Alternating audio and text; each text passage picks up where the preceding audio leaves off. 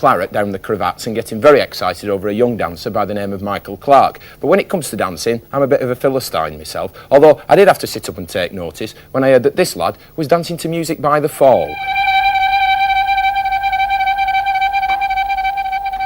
Because he has a genuine desire for an artistic expression. That's not false. It may be naive or primitive in the sense of the artists which he likes, who are primitive artists, but it's a genuine desire.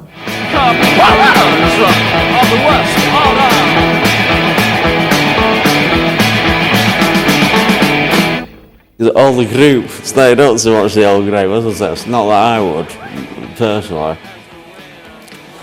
But you couldn't see the group, that was the funniest bit.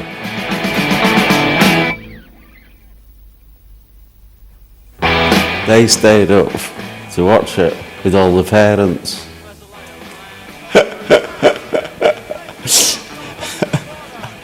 And all you could see was like Michael Clark bearing his ass on the fucking screen, you know. It's fucking great. It was dead funny.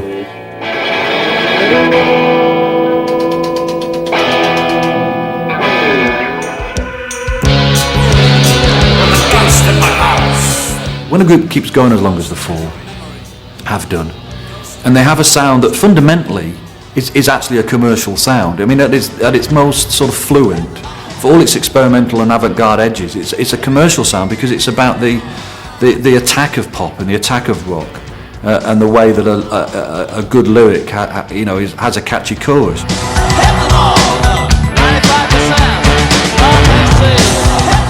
Well, Marky Smith has never really, even at his most peculiar, obstinate and strange, veered away from that notion that he wants to reach the masses. And I think that they kept going for so long that fashion sort of does weird dips, you know, and definitely, you know, at the end of the 80s, it hit that time. People noticed them.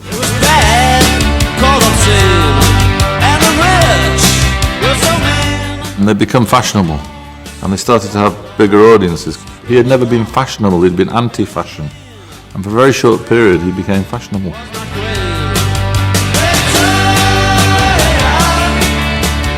I was so glad when we got very popular. I remember the time that my mother told me that Elton John was on the tube and said he liked The Fall because it was rock and roll.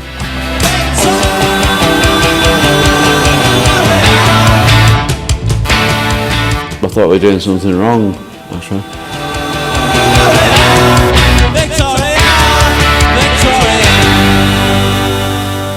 An email here from Sean Cordell, and it reads in part, "My youth can be tracked through the development of The Fall." A good way to spend your life, I think, Sean.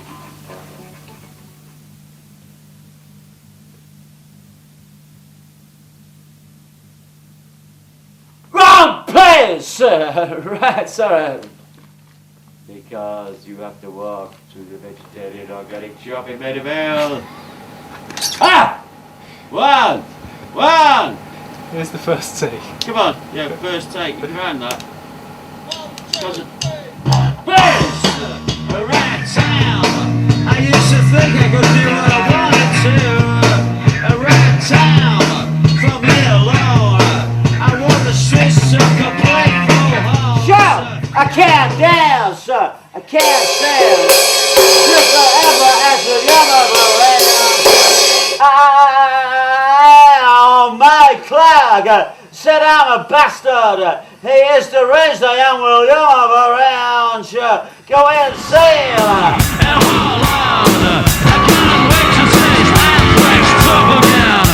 Well, nobody could believe with Curious Orange that we would dare to put it on in Edinburgh. What was interesting about the idea of being associated with a ballet was that it seemed one of the few moments of utter logic in the history of The Fall, in a way. You know, a series of clashing illogicalities constantly. Here was something that was quite logical, as if there was a narrative kind of development of The Fall. This is the moment when they're deemed to be quite artistic, really.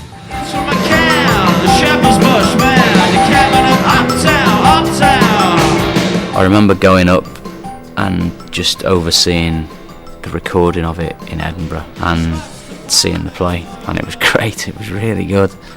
Mad bricks on the handbags and so on. It just was. It was just, you sort of smiled all the way through it. You know?